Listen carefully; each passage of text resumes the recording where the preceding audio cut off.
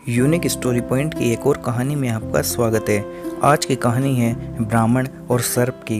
किसी नगर में हरिदत्त नाम का एक ब्राह्मण निवास करता था। उसकी खेती साधारण ही थी, अतः अधिकांश समय वह खेती ही करता था। एक बार ग्रीष्म ऋतु में वह इसी प्रकार अपने खेत पर वृक्ष की शीतल छाया में लेटा हुआ था।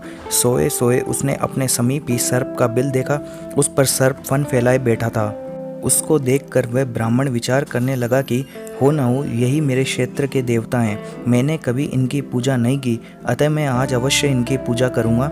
ये विचार मन में आते ही वह उठा और कहीं से जाकर दूध मांग लाया।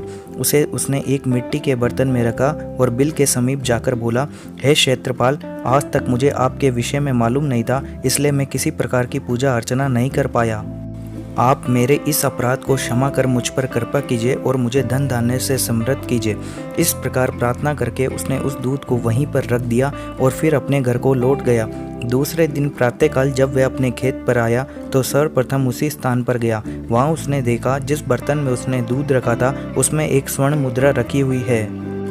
उसने उस मुद्रा को उठाकर रख लिया। उस दिन भी उसने उसी प्रकार सर्प की पूजा की और उसके लिए दूध रखकर चला गया।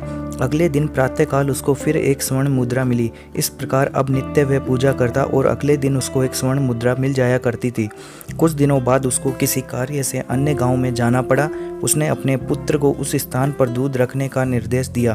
तदनुसार उस दिन उसका पुत्र गया और वहाँ दूध रख आया। दूसरे दिन जब वह पुनः दूध रखने के लिए गया तो देखा कि वहाँ स्वर्ण मुद्रा रखी हुई है। उसने उस मुद्रा को उठा लिया और मन ही मन सोचने लगा कि निश्चित ही इस बिल के अंदर स्वर्ण मुद्राओं का भंडार है। मन में ये विचार आते ही उसने निश्चय किया कि बिल को खोदकर सारी मुद्राएं ले ली जाए। सर्प का भय था, किंतु जब दूध पीने के लिए सर्प बाहर निकला तो उसने उसके सिर पर लाठी का प्रहार किया। इससे सर्प तो मरा नहीं और इस प्रकार से क्रुद्ध होकर उसने ब्राह्मण पुत्र को अपने विष भरे दांतों से काट लिया, जिससे उसकी तत्काल मृत्यु हो गई। उसके संबंधियों ने उस लड़के को वहीं उसी खेत पर जला दिया। इसीलिए कहा जाता है, लालच का फल कभी मीठा नहीं होता है और लालच बुरी बला है।